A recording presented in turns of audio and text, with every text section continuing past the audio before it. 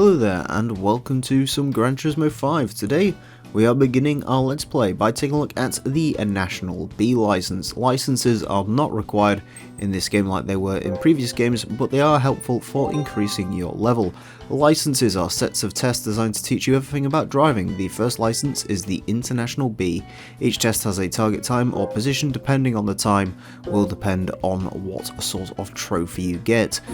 The first test is of course the classic stopping test, which we've become used to in Gran Turismo, this time from 200 meters.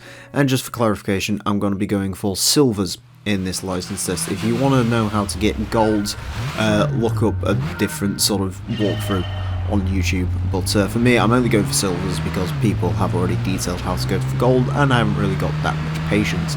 In terms of this license test, just learn when to stop, so you can stop within the designated zone. It usually is better to go on the brakes as early as you possibly can so you can stop quickly, which will be results in a quicker time. As you can see there, I got silver, and when I get silver it levels me up. Now, new to this game is the leveling system, which I'm not really a huge fan of. Essentially it goes up to level 40, and for each race you win, license you complete, special event you complete, you will get some experience, and of course once you gain enough experience you will advance a level, and as I said, it goes up to a level 40. Leveling is tied to what type of cars you can buy. Some cars require a higher level, events require higher levels, so it is actually a pretty overbearing system to keep an eye on. It means that unlike in previous Gran Turismos, you can't just walk into your nearest Pescarolo dealership and order the fanciest LMP you want, even though you haven't done a race because you've got cheated money.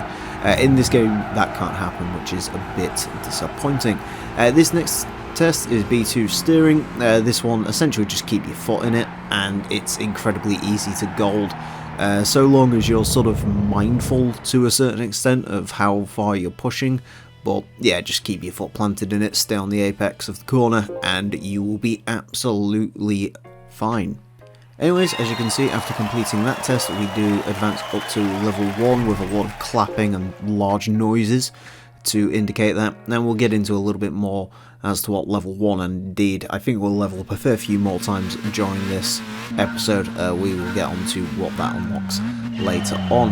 Test number 3 is called Out In Out, which is a returning test from Gran Turismo 1. And I believe it's been in a few of the Gran Turismo games as well, which essentially requires you to take the first corner here at Deep Forest. Essentially the key to this one, if you have driving line on, is brake later than the line would suggest. You don't need to be on the brakes that early, you don't really need to be cutting the corner that thinly in order to go ahead and do this. As you can see, a pretty straightforward test. This was one that I was actually not too bad at in Gran Turismo 1, and in other Gran Turismos where this test has been, I've been fine as well. So as long as you sort of know your way around Deep Forest, this one will not be a problem whatsoever.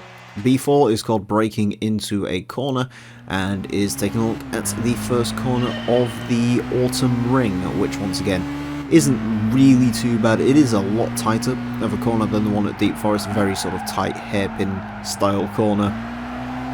Essentially this one, the key is to go slow in so you can get a lot quicker out. It's all about your exit speed on this one, and as you can see I did manage to get the gold into that one. Essentially just ignore the driving line. The driving line tries to keep you as smooth as possible, which in theory you'd think would make you quicker around the track, but sometimes it is better in corners like that to be a little more irrational and essentially ignore it. Number 5 is called Slow In Fast Out, and is probably the most difficult B test to gold. It is the sort of hairpin corner at Tsukuba.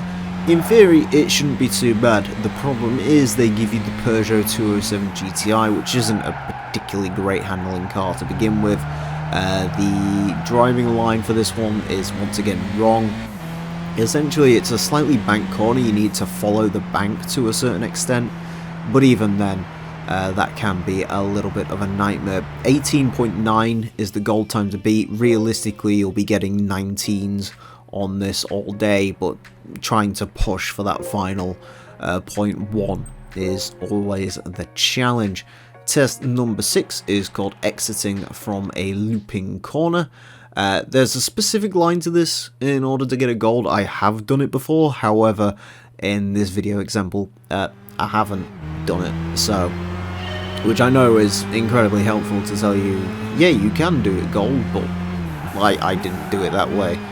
Essentially, I was following the driving line on this, which once again, as you'll find out, probably the bad way to do it is essentially, once again, one of those corners where you just want to go as slow in as possible to go as fast out as possible, as opposed to sort of taking the driving line, which again is sort of trying to minimize any issues you're going to have. The driving line, I have left it on for the game, I won't lie to you, so if you don't like it, it's got to be there for most of the game. I have only really left it because I keep forgetting to turn it off, basically. So, but 9 times out of 10, I will just say ignore it. Next test is high-speed driving lines and accelerator control. Essentially, just do what that says. I mean, it's pretty straightforward. It's also on Autumn Ring. It is turns 3, 4, and 5. These sort of box cutter turns, if you will, which are always a little bit challenging, especially in a front-wheel drive car. This time around, it wasn't great. Getting a gold on this one probably is difficult. I have actually got golds on National B when I was doing my testing sessions for this game, so it is doable by a reasonably below average driver such as myself, but I didn't do it that time. Next up is called Finding a Line Through an S-Bend, and this one just uses as much speed as you possibly can, essentially, which again, I know it isn't a very good tip, but then again, I'm not here to give you very good tips, and I mean, you can see on the screen what's going on anyway. But yeah, try and go as quickly as possible. The rear end of the car will step out. This is a Honda S2000, which I believe is the first rear-wheel drive car the game's given us to play around with, and they are a little bit more sliding. The S2000 has got a reasonable amount of power, but this one, once again, isn't too bad whatsoever. Just try and take as much speed through the corners as you can. Don't worry too much about your smoothness and trying to get it exactly on the right lines. This one really is just another one of those, sort of like with 2, where it's just a case of sort of floor it and you'll be fine. Next up is B9, which is overtaking using slipstreams. This is our first license test, and indeed the first license test in all of Gran Turismo to actually be based entirely on overtaking AI as opposed to anything else.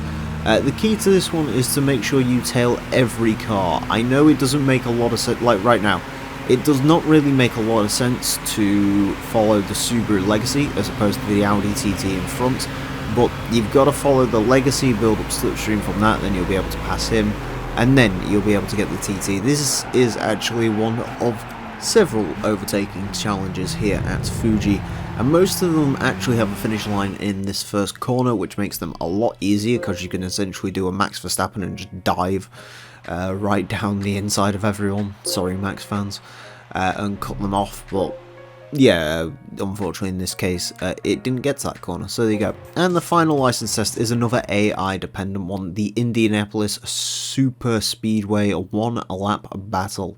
This is all about slipstream again. Slipstream as much as possible for as long as possible. Essentially with this one will take you a few tries, or at least it did with me. What I recommend doing is keeping an eye on specific car positions. So for example, it will come up, I will tell you. So you overtake the Prius on the first line, you can get 2 or 3 cars coming out of T1. Turn 2, get past the Mazda 2. Essentially, you want to be right up the back end of, I think it's an Isuzu 177 Coupe, towards this part, the older car that you can see in front. You want to be right on him around this point, because he will start slowing down. At that point you can overtake him, because he will slow right down. But yeah, you want to sort of keep an eye on where specific car positions are. So if that Isuzu, if you can't get him by about midway down the straight, just restart and just keep restarting. Obviously don't collide with any of the cars. Fortunately at Indianapolis the AI do brake, which means this is possible because you can essentially take all these corners flat out. Amazingly, the Mazda Cosmo is not destroying this, considering the Cosmo is a very quick car. And then eventually coming out of turn 4, you'll be right on the back of the Sleeker and you'll be able to charge pass with ease. and that is the one lap battle. These are actually pretty fun license tests. I like the fact that they intermingled the AI into some of these license tests, A, because it makes them easier, and B, because it's also a little bit of variety. You know, there's only so much you can race against the clock in a Gran Turismo game and still really care. Anyways, by the end of all of our licensing, we have increased all the way up to level 4, which actually means every single event in the beginner series we can go ahead and enter, which is interesting. Of course, we won't be doing that now. There's still a fair bit more leveling to go, but that is kind of interesting that we can already go ahead and do that. Congratulations! You've completed the B license. Now you can enter more races and prepare yourself for the next challenge, the A license.